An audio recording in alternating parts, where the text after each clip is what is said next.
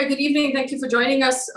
It would not be an exaggeration to call this the biggest story to have broken in recent times. This particular story about the Pegasus leaks is extremely worrying for various reasons. We're going to spend the next 1 hour telling you what exactly it is and why it is worrying. Now, I'm going to give you the latest list. So the Wire, which is the Indian news organization that has collaborated with 16 other organizations across the world to do a collaborative journalistic effort.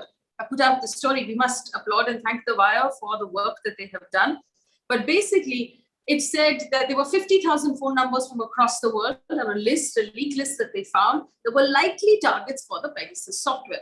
Of the 50,000 phone numbers across the world, 300 phone numbers from India, the Wire was able to verify and link to certain individuals who were of interest. They also, on some of those phones, including some of their own journalists who were on that list, found traces of Pegasus software. Now, what is Pegasus Spyware? It is a spyware that will allow, it's a malware basically. Once it's installed on your phone, it allows the operator to read everything on your phone, to find out what your messages are, your emails, listen to your phone calls, look at your photographs, read your WhatsApps. It can also tell the operator where this phone is, so location at all points of time, switch on. We understand the camera and the microphone, listen to conversations even when the phone is not active. And we also understand in the most worrying way, plant evidence on the phone and send messages from you to somebody else which you have actually not sent. And this can be used as evidence against you in a court of law. This is my understanding. Pegasus is a software that is made by an Israeli company called the NSO Group, which we understand from NSO is only sold to government organizations, verified, vetted government organizations, and not to private individuals. So if there are 300 people in India who are being spied on using the Pegasus software, it is definitely being done by one government or the other. Is it our government or is it somebody else's government? That's the question, right? Here's the list that was released today. Rahul Gandhi, Prashant Kishore, Ashok Lavasa of the former election commissioner, Ashwini Vaishnav and Prahlad Singh Patel, who are both sitting ministers of the current central government. Association of Democratic Reforms, Jagdeep Chokar, who does a great amount of work in the area of giving information to citizens. The Supreme Court staffer who accused the former Chief Justice of India, Ranjan Gogoi, of sexual harassment, and her entire family were being spied on as well. Virologist and scientist Gagandeep Kang, we've heard her speak many times about COVID. And at this time, according to this report, between 2018 and 19, when this list was drawn up, she was handling the Nipah virus. And she's a scientist, so people are still wondering what that was about. Hari Menon, the India head of the Bill and Melinda Gates Foundation, apart from 40 other journalists, largely handling investigative reporting for various important newspapers and websites, looking into Ministry of Defense, looking into Ministry of External Affairs, doing important and sensitive stories. Now, why is it an issue if someone is reading things on their phone? Before you settle quickly into the argument of if you have nothing to hide, basically, if, let's assume, our own government is reading all of your messages with the ability to plant evidence on your phone, that basically violates almost all the fundamental rights. It also puts you at risk for the government proceeding against you with sedition, with UAPA, and all of these other very dangerous non-bailable offenses when you absolutely have no idea what's going on with your phone. That's one thing. Now, the government has sort of not denied that it's doing it. But if we were to give the government the benefit of doubt and say somebody else is doing it, which means it's somebody else's government, that's even scarier. Imagine our Supreme Court judges, our sitting ministers right now, somebody's reading all of their messages, all their sensitive content, journalists who are dealing with Ministry of External Affairs and Ministry of Defense, someone's reading all of their sensitive content. And we understand that this is just the tip of the iceberg, and the Wire is going to be giving us even more of this information over the next couple of days. So like I said, biggest story of our time, which is why none of the mainstream media guys are talking about it. So let's get straight to our panel and find out why this is a shocker. Joining us today are the two voices that I go to whenever it comes to the internet, to software and other things. There's Apar Gupta, the Executive Director of the Freedom Foundation of India, and Nikhil, the founder of Medianama. I strongly recommend you look for their organizations on Twitter and on their websites. This is my go-to for all of this information, so it might be useful to you as well. Manisha Pande, who's a journalist with Newslaundry, has joined us as well. Good evening, Manisha. Thank you for joining us. Karuna, I'm the advocate of the Supreme Court, will bring in the legal point of view. Good evening to everyone. Thank you for joining us. First question to Apar Gupta. Did I get the explanation of Pegasus right? Is this what Pegasus can do? Is this why it is so scary? The functionality of Pegasus as a software has been revealed through two sources principally. The first is the analysis conducted by Citizen Lab, which is a group set out of the University of Toronto and has studied the software and what capabilities it has. And the second is a lawsuit filed by WhatsApp in a circuit court in California, which has an actual copy of the Pegasus manual. And what it reveals is that it's a complete infection pattern in your smartphone and can spread across all your digital devices, taking root access control.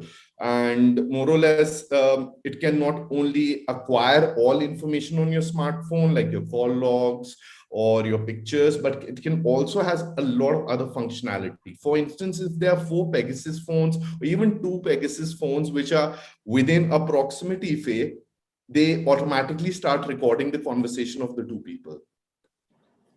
Yeah, secretly. If the phones are switched off of the 2 people as soon as they meet, because they may be fearing they're under surveillance. For instance, they may have read about these scary disclosures.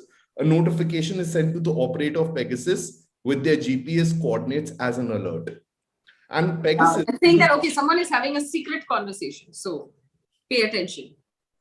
Yeah, and here's the thing, more or less, Pegasus, like any other software, would have been updated over a period of time. Our information is dated, and also this functionality would have been varied.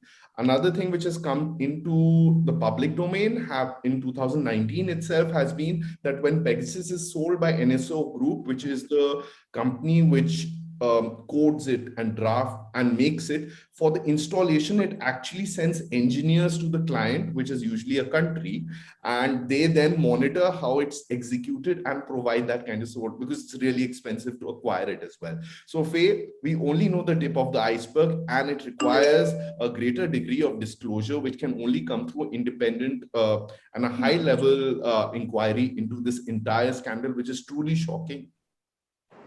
Well, the irony of ironies today was when our brand new information minister was basically denying any sort of snooping on behalf of government. And it turned out that his phone was also on the list of possible targets for this Pegasus software. Nikhil, Pahwa, the government hasn't actually come out clearly and denied doing this. They have said, Ravi Shankar Prasad said 45 countries are doing it. Why are you targeting India?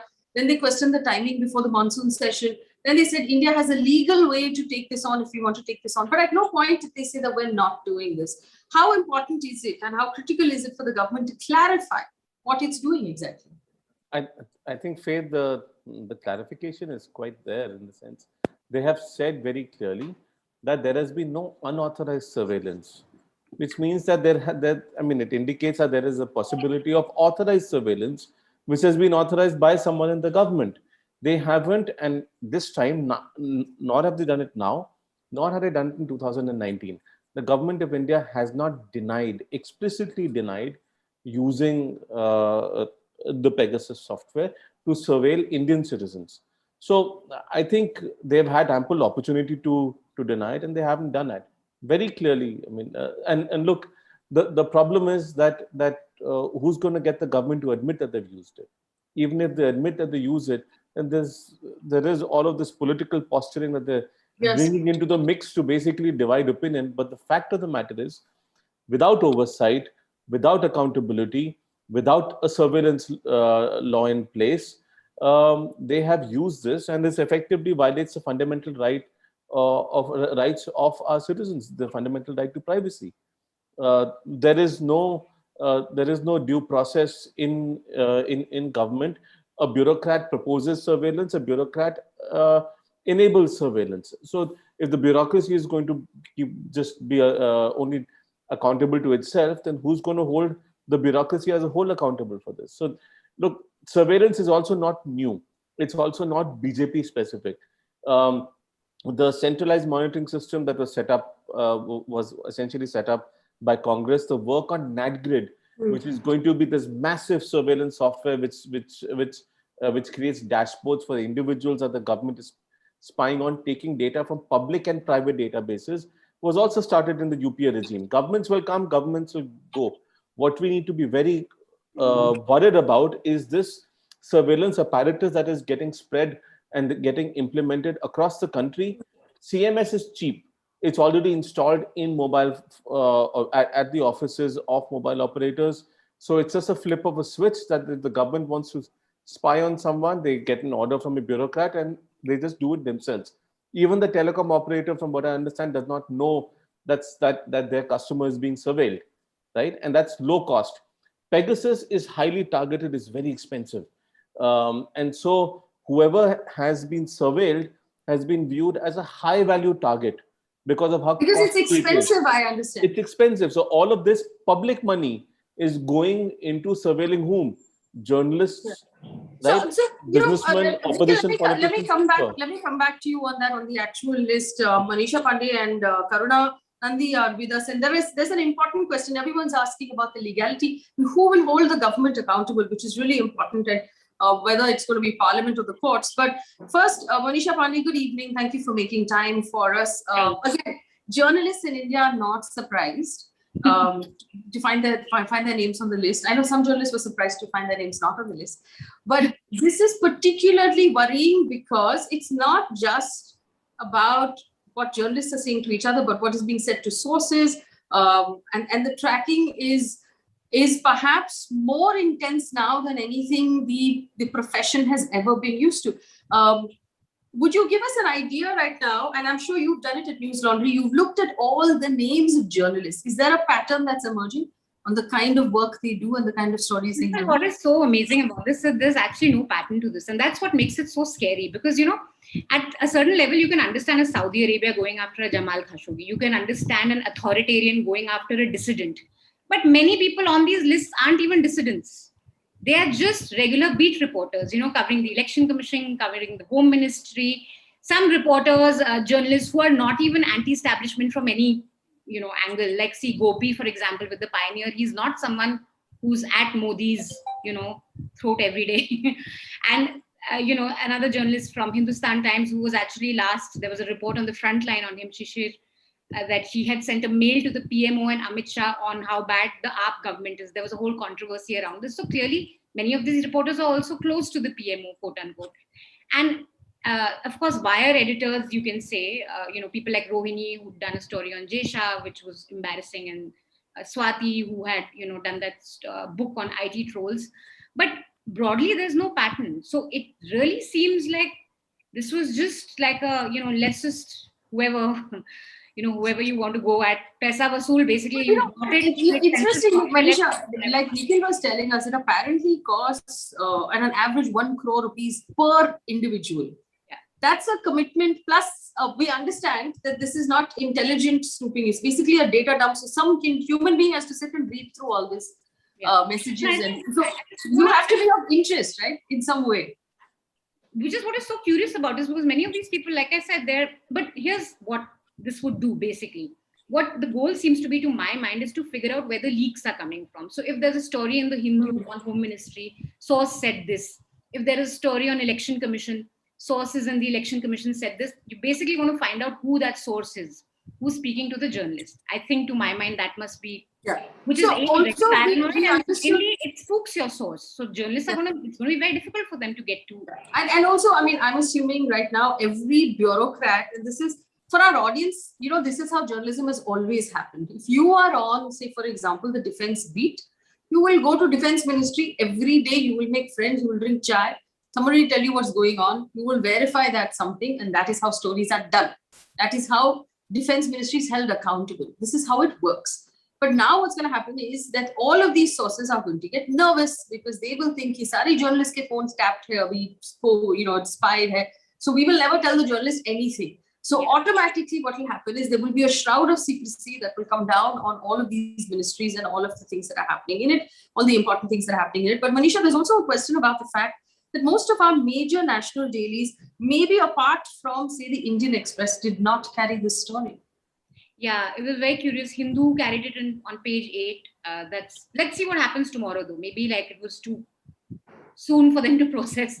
But even HT had a really small story. TOI had a sort of an innocuous flat front page story. Indian Express gave it due prominence. Hindi dailies didn't care too much. I just want to add one more point. While we're talking a lot about the Delhi journalists on the list, there's a very interesting case of a Jharkhand journalist. 3 of his numbers are on the list. Now, Newslaundry had interviewed this journalist back in 2019. His name is Rupesh Kumar Singh. He was arrested by the CRPF and the Bihar police. And he was released. He was given bail after 6 months because typical of the police, they didn't produce a charge sheet after 180 days. He was released. We spoke to the journalist. Now, he told us that he was being framed as a Naxalite. There were attempts by the police to frame him as an Naxalite because he reported on encounters, alleged fake encounters. And he said that during the interrogation, the officials admitted to tapping his phone for 1 year. So, and this guy's phone is on the list, 3 of his numbers. So you also have a corroboration here of someone who's borne the brunt of, the state going after him, gone to jail, been released, says he was being framed, and says that, they admitted to tapping his phone. And this is very scary. If the police, state polices have access to such a technology where they can actively go after people that they want to nail, plant evidence on them or threaten them, they're tapping your phone, we're keeping an eye out on you. That's very, very scary. So, this is a really important point, and this is a point I want to bring in Ms. Karuna Nundy as well. Aman Peshawari has asked a question saying, top opposition leaders like Rahul Gandhi under surveillance in the lead up to general elections, isn't that illegal? Is there a way forward to hold people responsible for this anti-democratic act? It's a very sweet question. Of course, it's illegal on so many levels. But the question of accountability, now the government is saying, humne nahi kiya, or something to that effect. So who is going to actually find out? Who's going to hold the government accountable? Who is going to conduct the investigation? The CBI, the ED? Where? How? Parliament. So, this is what a lot of citizens are asking. If after the government denies, who's going to look into it? Ms. Nundy, where do you believe that accountability is going to come in? And then I will ask you later about why it's deeply worrying when Supreme Court judges are being spied upon. But first, in our legal system, where will the accountability be demanded from? Courts, Parliament? Where? I think the 2 questions are intricately and deeply connected, and it sounds like a simple question, but it's actually an excellent question. There are a lot of people that believe that the existing law covers the legality of the government hack. Let's be clear that it's a hack. It's not an interception. It's not a decryption. It's a hack, right? Now, when you look at the Information Technology Act and the Indian Telegraph Act, what those provisions allow, and it's still illegal, even under those sections. And I want to be loud and clear that the actions of the people populating the government mechanism that authorized this and went up the line, their actions are criminal. Okay? Okay. And here's why. First, that Section 69 of the Information Technology Act permits decryption, interception or monitoring or decryption of any information through any computer resource. This does not include hacking.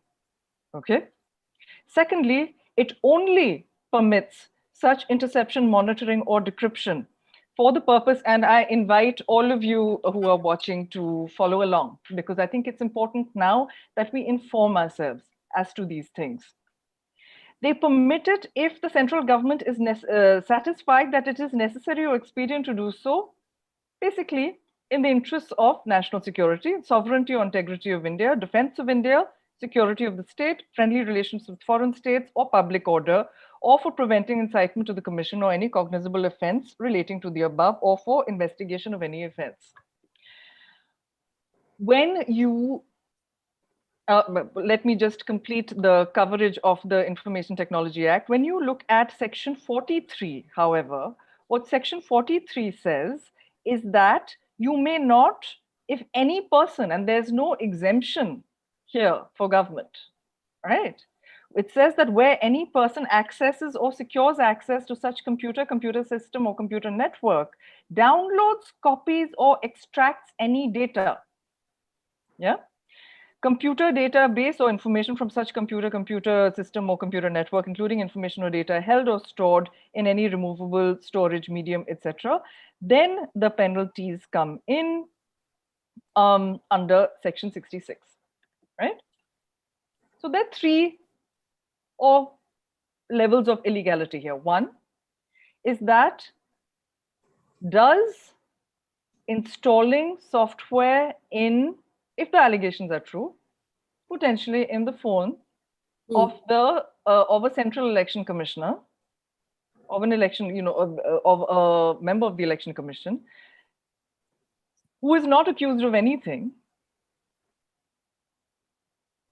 does that pass the legality test under section 69?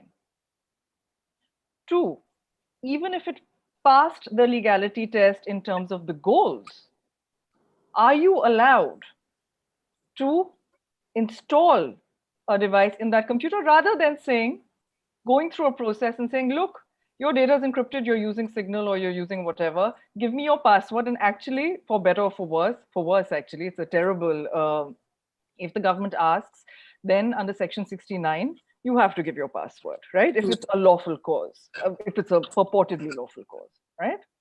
But that's not what happened.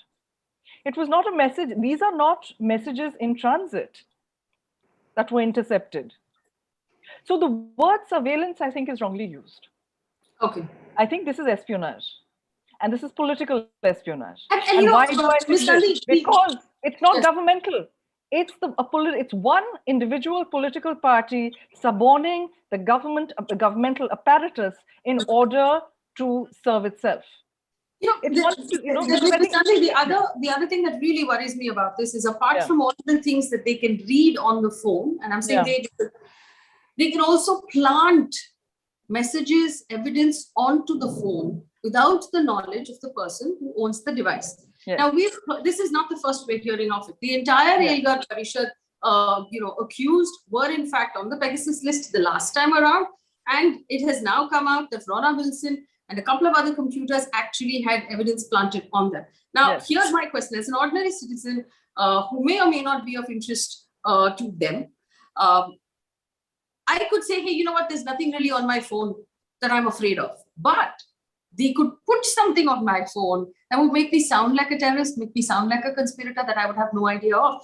Where does the break-in come for that? Should the courts be more aware that this is possible when they're hearing of this evidence that's being placed before them?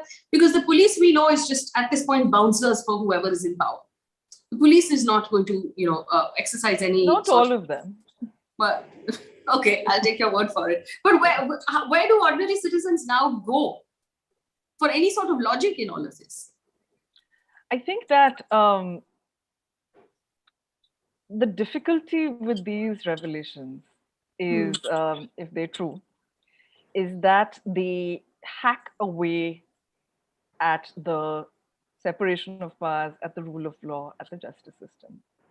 Because if these people, if the Bharatiya Janata Party was spying on the alleged survivor, the reported, the complainant in the sexual harassment case and abuse case against the former Chief Justice of India, and if 11 of her phones, 11 numbers connected to her rather, were in fact being, there was political spying happening on that.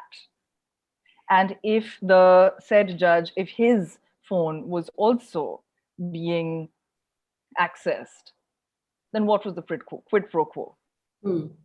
If charges were not brought, if there was no illegality there, because now it's been a while, right? So I think the difficulty here is that all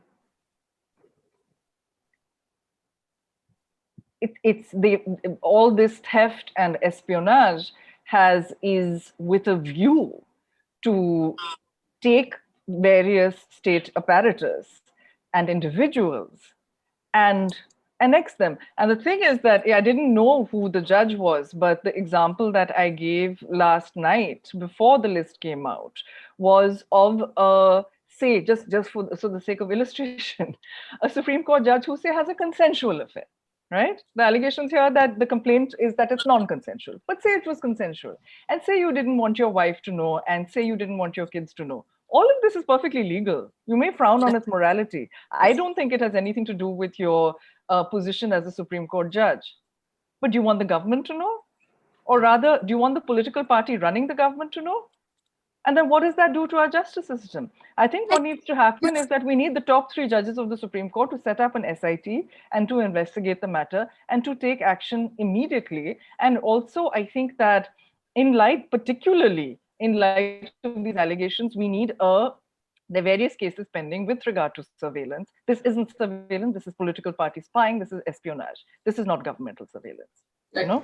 So yeah, that's a really important point, because on one hand, and I'll take it back to the data experts here, I want to put on the screen a visual of Chellam Sir from Family Man, who's a retired sort of spy who only answers non-smartphones, flip phones, and he throws them in the bin after every phone call. It almost seems like that is the only way to go forward from now on. We're going to have to all turn into Chellam Sirs and discard our flip phones after every phone call.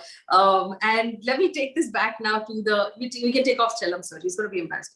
Let's take it back to the data experts. Here's the thing. Even if the government were to argue that we are intercepting, which Ms. Nundy has argued is not the case. We don't know which department is looking into this. We don't know what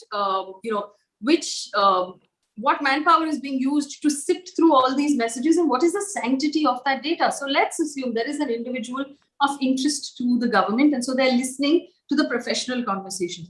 There's also going to be a lot of personal stuff on that phone. What is the sanctity of that personal data? If the government is not taking accountability, how do you know that the individual who's doing the listening is not going to blackmail, is not going to sell, is not going to use this data for other this is already wrong, but worse reasons? Are we now entering a really, really not just gray, but completely black area when it comes to the handling of data? Nikhil? I think, Faye, we are, and I was feeling quite helpless about this as trying to figure out how does one stop this kind of surveillance, even using technology, and it's not easy because this Pegasus software gets installed without any action being taken from your side. If there's a missed call, for example, it can be used to install this software, and then you have little or no control over the data being taken out unless you reboot your device, and even in that case, there's a possibility of it retargeting your device. So the data is compromised, and then in the hands of whoever has it, they can use it in whichever way they want. And there is no accountability built into the structure. Like I was saying earlier, you have a bureaucrat who signs off on it, and you have a bureaucrat who oversees that. So across the board, there is nothing. Apart from, I think we need to look at solutions around the structure of what surveillance reform might be. And I know that Karuna said it's not surveillance, but effectively, planting a software on your device and then, most importantly, using that to extract data is a kind of surveillance. It uses keyloggers, so whatever you're typing gets logged also. But I think at one level we need parliamentary oversight over our investigating agencies. We need levels of harm or potential harm with probable cause built in, where for different levels there's a different level of surveillance which is allowed by a judge. So there is judicial oversight that comes into the mix. And I think in order to enable all of this, because I don't see a government that's benefiting from this surveillance actually trying to bring about surveillance reform, we need all of those people who have been targeted to go to court to address some of these issues. And I know that Apar's organization is already challenging surveillance in India. We need more of these cases to be filed and hope that the judiciary will act, especially since one of their own seems to have been targeted now. Whether that's going to happen, whether they will actually move on it, we don't know. The ministers who seem to have been targeted seem to be perfectly fine with it, at least publicly, and not wanting to take on their own government. And maybe there are others who are fearful. surveillance is not about who's done wrong, who's done right. It is essentially about exerting control. And it is a means to exerting control, because you have something on someone that they don't want necessarily the entire world to know. So even for those, and I know that Manisha spoke about, they want to know who the sources are and who's leaking information to journalists, etc. But this is also a means to exert control over those who may have been found to be leaking information, as well as over those who may have been the recipients of this information. So that kind of control being exerted, and the people on whom it's being exerted and the manner that it is being exerted is essentially undemocratic. And if we have to improve as a democracy, we really need to have greater accountability of our, not just of our investigating agencies, but also of our surveillance agencies. You have the Enforcement Directorate, you have RAW. All of these organizations are essentially now above any kind of scrutiny. How do I know? How do I check and see if my phone has a hack on it? It's very difficult to find out. Your normal antivirus, anti-malware software will not detect Pegasus. So we don't even know, and it's very difficult to prevent this from being installed. My uncle's been targeted in this particular in this particular round of surveillance. Jagdeep Chokar of the Association of for Democratic Reforms, and I was just trying to figure out how to prevent this kind of surveillance from happening. And it almost seems like you have to have at one level different devices for different purposes, and then have operational security processes for in terms of how you use those devices. There is no clear answer. The biggest challenge with surveillance today, especially in terms of digital surveillance, is that of attribution. Look at how we are struggling to attribute this to either the BJP or the government. Even the people who've done a forensic analysis have not conclusively been able to determine who's gotten this data. Without attribution, you can't have accountability. And this is a global problem. You look at the Kudankulam attacks on the nuclear power plant. It never conclusively, the government hasn't conclusively been able to determine who was responsible for it. So there are two key issues regarding two fundamental issues with global internet governance that are pain points and very difficult to deal with. One is attribution, and the other is jurisdiction. And in a global scenario where the attacks can come from anywhere in the world, both become extremely difficult to do, which is why you need the United Nations to step in, which is why you need diplomacy, and you need some moves to protect human rights by having a disarmament process. Yes. Treated like nuclear weapons because of the kind of impact that these can have on democracies. And there is active weaponization that's taken place, where these are being sold by large organizations in countries. So you need to ensure that the sale of these cyber weapons becomes illegal globally. Yes. and has very high penalties attached to it. Companies like the NSO group need to. So that's on the global level of the fact that they're actually selling them as weapons. It's like when you buy weapons from another country, this is a weapons grade deal. Aman Peshawari said, I just finished reading The Garden of Beasts. There's a chapter on domestic espionage in Nazi Germany by Göring and Himmler. Can any panelist confirm if this is something similar? Do any of you want to take a stab at that question? I think Apar should. Apar, go ahead. Okay, I don't know whether that's that question is meant much more seriously, because if you know about the functionalities of Pegasus, it's far more invasive. And if you look at Nazi Germany, or how the Stasi operated in Germany even after liberation, there's a huge system of what Nikhil was talking about, of surveillance as a form of exertion of control. Because when you know everything about somebody in terms of their personal and professional lives, you also create a larger scepter of threat, self-censorship, not only in thought, but also in action. What Manisha was talking about, like a lot of times people will now think twice before talking to a journalist, thinking that, yes, it's almost indiscriminate. Now, just coming back very quickly to one or two specific points which may be of interest to your viewers, Faye. The first is that, can you check for Pegasus on your smartphone? Thankfully, the excellent team at Amnesty Tech, which has investigated this, has also released a mobile verification toolkit. I've just pasted a link in the chat box here. You do need basic knowledge of the Linux operating system to run it. But if people are much more technologically inclined, they can run these basic checks for presence of spyware on their smartphones. The second is with respect to the larger question now that a lot of people are concerned, and I think Karuna's point is very well taken, that this is not only a surveillance issue, it's also much more broader attack on our democratic processes, given the range of targets there.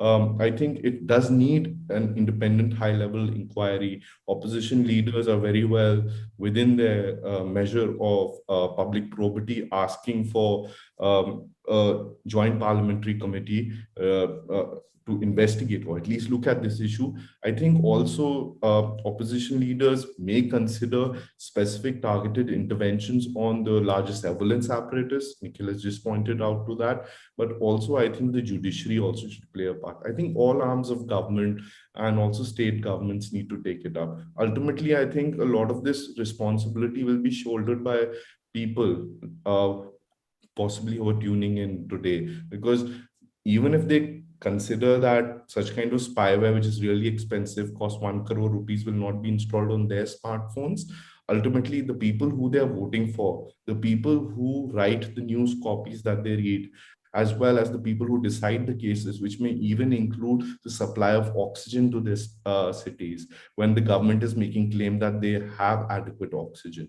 All of that will be under threat because of a government getting into the smartphones of those people who we have vested with these kind of public authority. Manisha, the government is currently making arguments like international consortium of media houses that are out to defame India. We know that Ravi Shankar Prasad actually said 45 countries are doing it now. Why are you just pinpointing India? They've also said something about the fact that it's timed to the monsoon session and the opposition is trying to tear apart India and things like that. How important is it, in your opinion, that media houses of all sizes and all kinds, and I think it was cute that you said earlier that maybe the newspapers, they didn't have enough time to digest the story, but newspapers are built specifically to receive information at 3 in the morning and have it on their papers early morning the next day. They have a process to do precisely this. So how important is it in your opinion? We talked about so much. Like by Saturday, everyone knew. All journalists at least knew that there was a big story that's going to come out on Sunday at 9:30, and some of the names are also out there.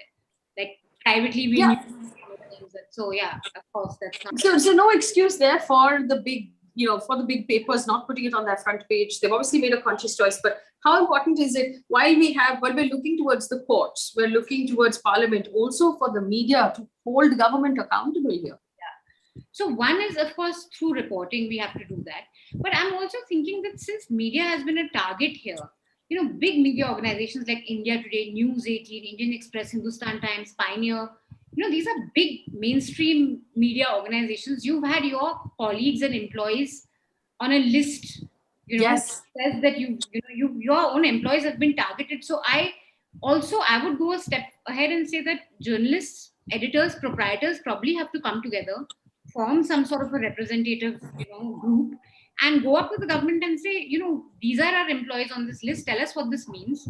Why is their name there? And this just makes us, you have to also, I think, unionize a bit on this in terms of as organizations. Because Manisha, like you're saying quite rightly, there is a spying by extension, right? So for example, if one person in a particular organization's phone is on that list, everybody that person talks to, including their editor, their executive editor, all of their colleagues, all of those messages are now being listened to.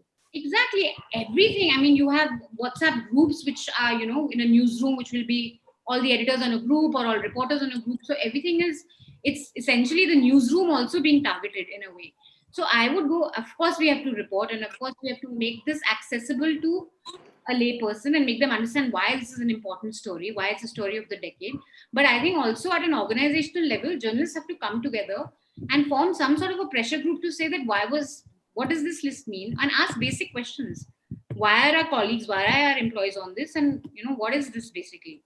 I think that is also. Do you really think, Manisha? Do you really think that Yeah. this is going to happen? Maybe No, not is this going to happen. But why?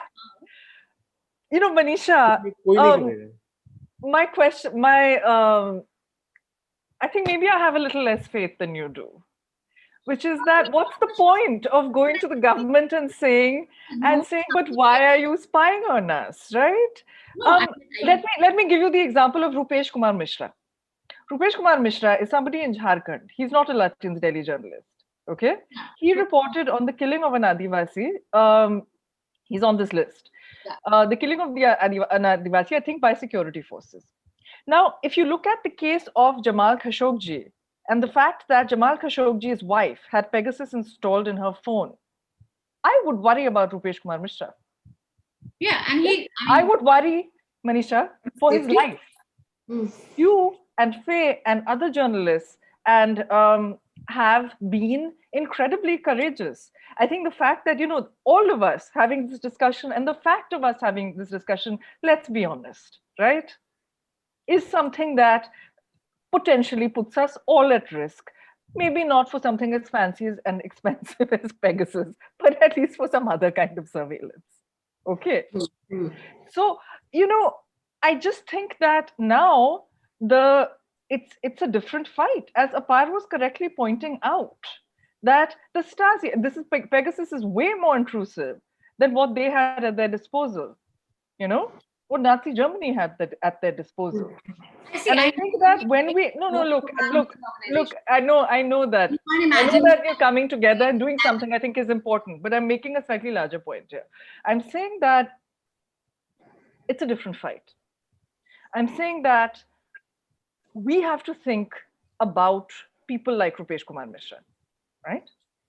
And we have to think about the huge chilling effect that makes, various of, all the people that we individually know come up to say, oh, you are so courageous.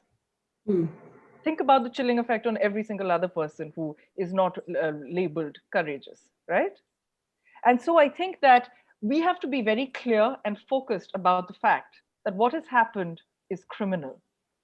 When you spy on a potential survivor of sexual harassment, what you are doing is you are invading her privacy under Section 509, for example. Under Section 166A of the IPC, the requirement of getting state sanction to prosecute the people who did this is waived. An FIR can be filed against the legal authorities that did this. I don't think this is any longer about having meetings, But, Ms. Nundy, here's a question. If the government turns around, and Manisha's right, the journalists will ask questions saying, hey, why? And I would love if every... I'm a Manisha enthusiast, by the way. I just want to point out. I really like your stuff.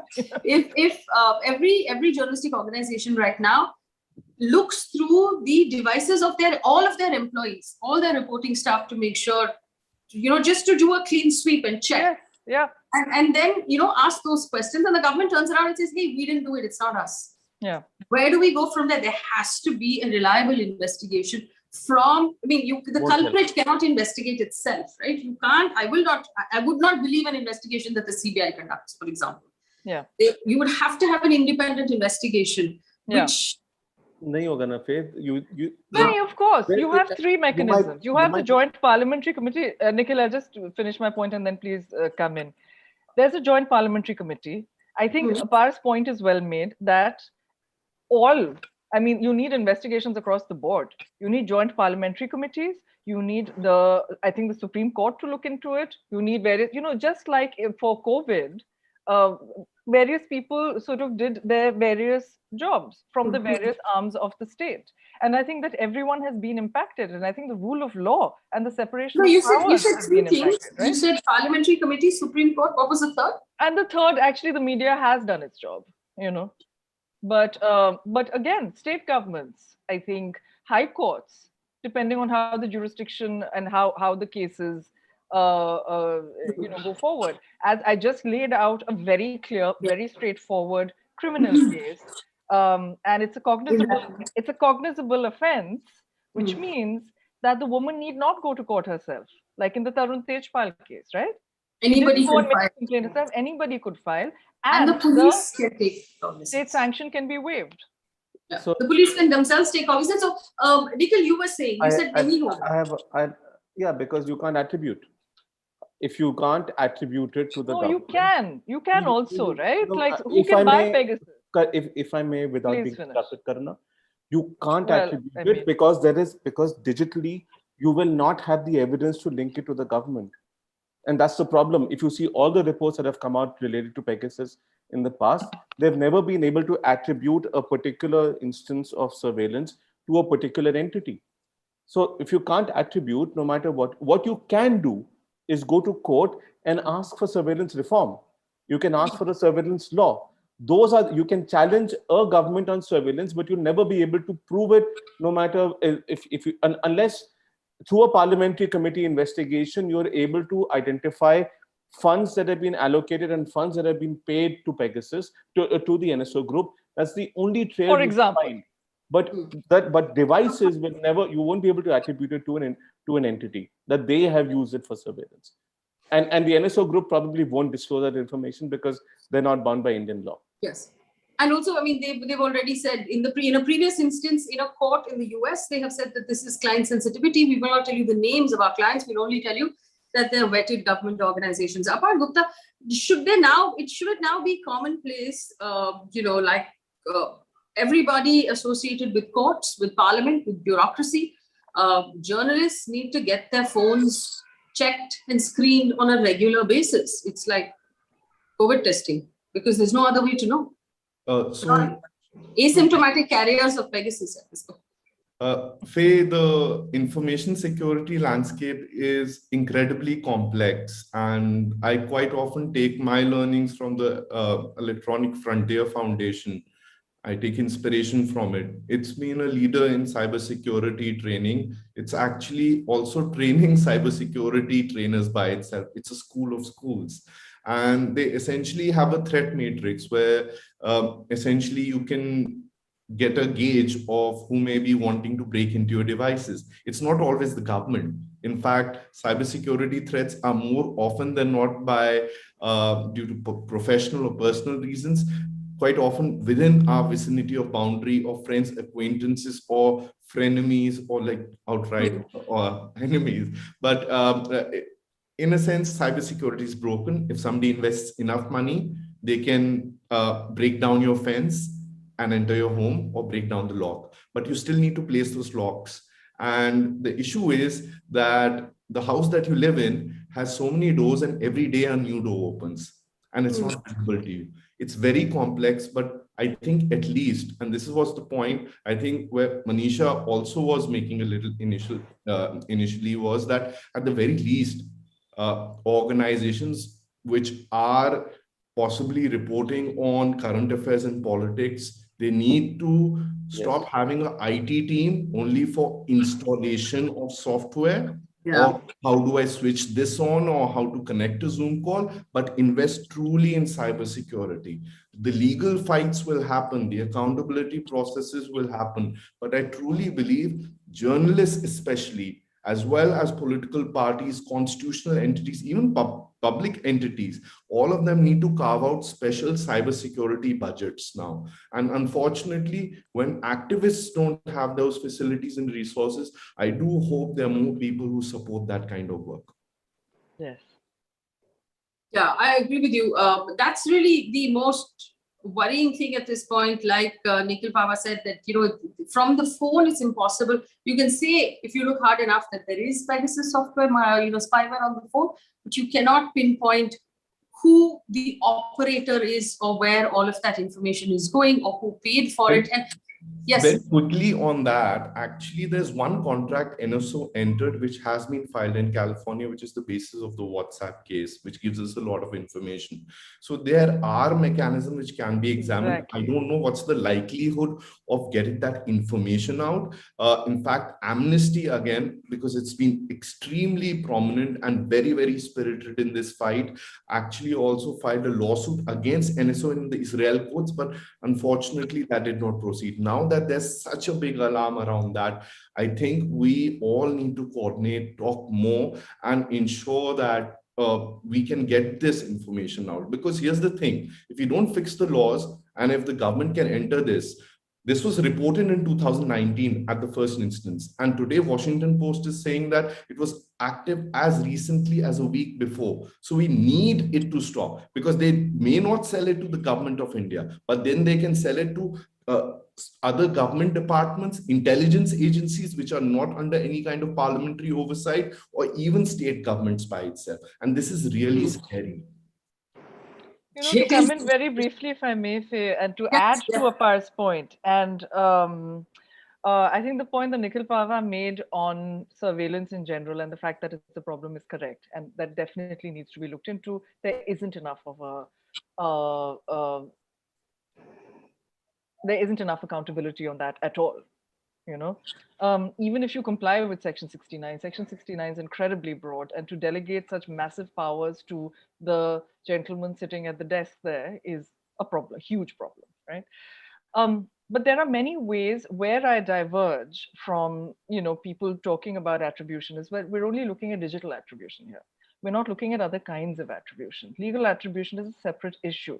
And when we look at the way in which the reporting happened and was successful because it was multi-jurisdictional and lots of, or rather spread across countries, and they collaborated. And I mean, I just spoke to somebody from Le Monde who was front and center, one of the people who was front and center on this.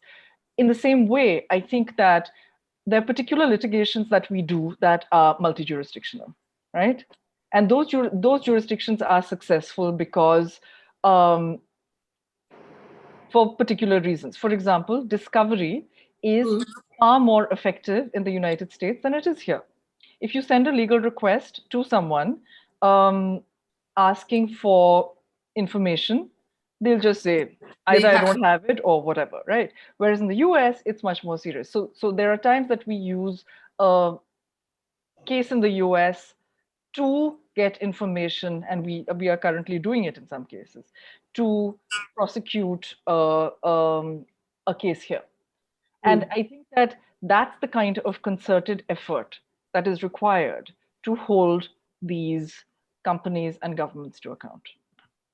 Yes. So I'm just going to finally leave it here because we're really running out of time. The news is up at 9 o'clock. But I just want to point out, based on what we've been told about this software, it costs an average of 1 crore rupees per individual of espionage, right? Which means that that's a large amount of money. Now, buyer tells us that of the verified phone numbers, there are 300 phone numbers of India. That's 300 crore rupees, for heaven's sake, in the middle, you know, in a country where we are paying a horrible amount of money as tax on fuel because the government wants this extra money to be able to do good things. There needs to be accountability. We have to understand very, very clearly that this is being done with our money. The money that gets cut out of your salary as tax every month, the money that gets cut as GST on every payment that you make, that is your money out of your pocket that is being used for this.